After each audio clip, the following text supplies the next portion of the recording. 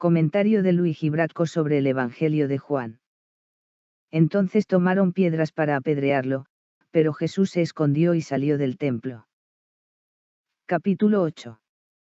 Versículo 59. 30 de noviembre de 1986, Fossano, Italia.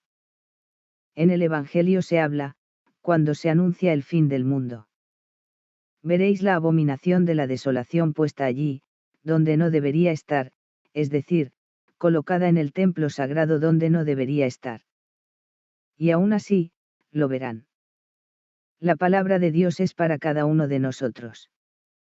Lo que significa que en nuestra vida personal llega un día en que cada uno de nosotros verá la abominación de la desolación puesta allí, donde no debería estar. Porque somos templo de oración, templo en el que Dios está siempre presente porque está siempre expuesto. Tan expuesto que no podemos renunciar a nuestra pasión de absoluto. La pasión de absoluto es expresión de este Dios que está presente en nosotros, que está expuesto en este templo, siempre. Donde no debería haber y hay un añadido, cuando Jesús dice esto dice. Quien lee entienda. Es una invitación a comprender.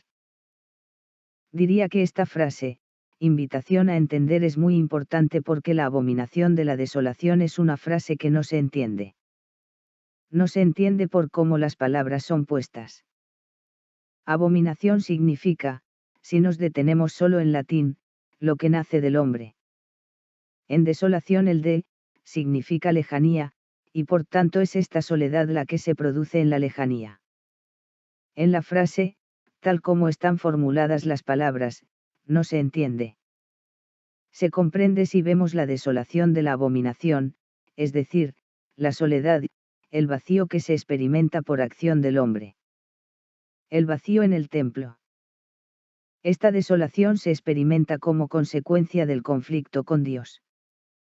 Pero el conflicto no es obra de Dios, el conflicto es obra del hombre, por lo tanto, es consecuencia de la acción del hombre que el hombre experimenta la ausencia de Dios. Porque el hombre se convierte en hijo de sus obras. Por lo tanto, hijo de su acción, y cuando él no devuelve las cosas a Dios, no tiene Dios como fin, interrumpe, rompe este regreso a Dios y lo rompe solo dentro de sí. Pero al romperlo en su interior, sufre las consecuencias. Las consecuencias son esta soledad, este templo vacío. Templo vacío significa que nuestra tierra, nuestra casa, nuestra vida, nuestro hablar se convierten en signos sin realidad. El rito se convierte en una recitación, la palabra sin alma y no dice nada, la letra es sin espíritu y mata.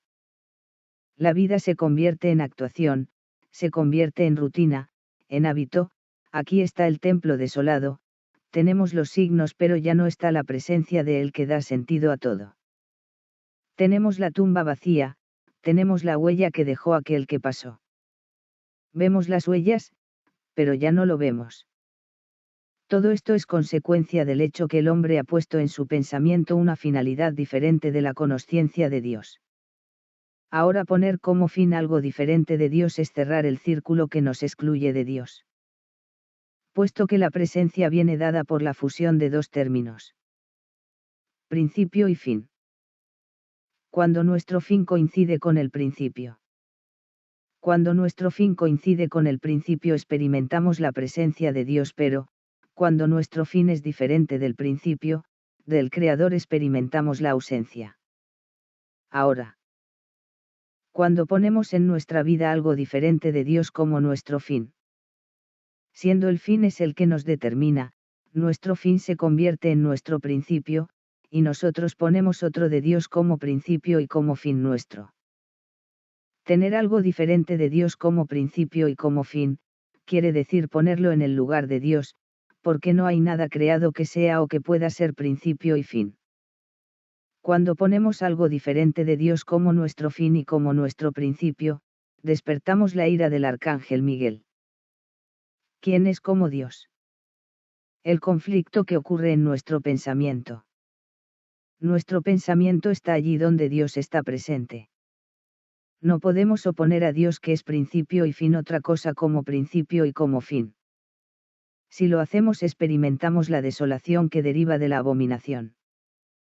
Es decir, que deriva de la acción del hombre.